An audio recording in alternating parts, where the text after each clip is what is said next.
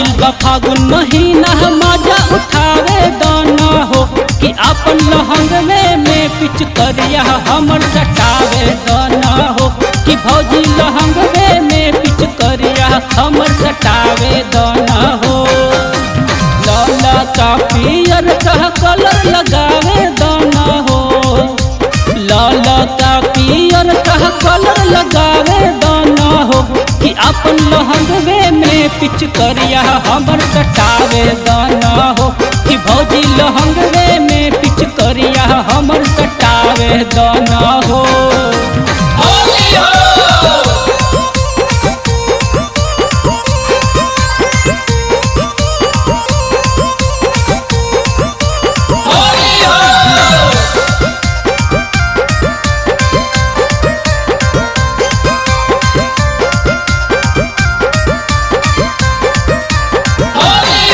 फगुए में देवर ऊपर दे ध्यान हो, घर फागुन कूटे दापन ओखड़ी में धान हो।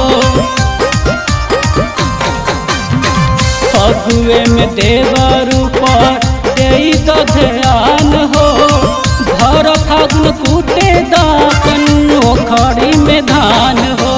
तनी समाजा भैया नियन उठावे दाना हो, तनी समाजा भैया नियन उठावे दाना हो कि अपन लहंगवे में पिच करिया हमर सटावे दाना हो कि भौजी लहंगवे में पिच करिया हमर सटावे दाना हो।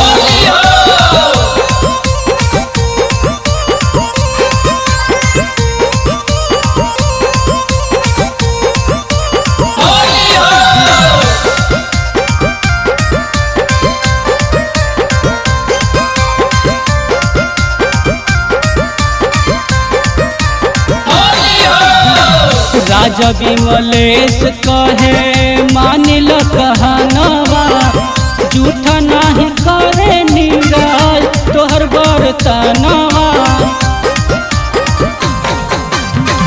राजा विमलेश कहे मानिल कहनवा, झूठा नहीं करे नीरज तोहर बर्तनवा।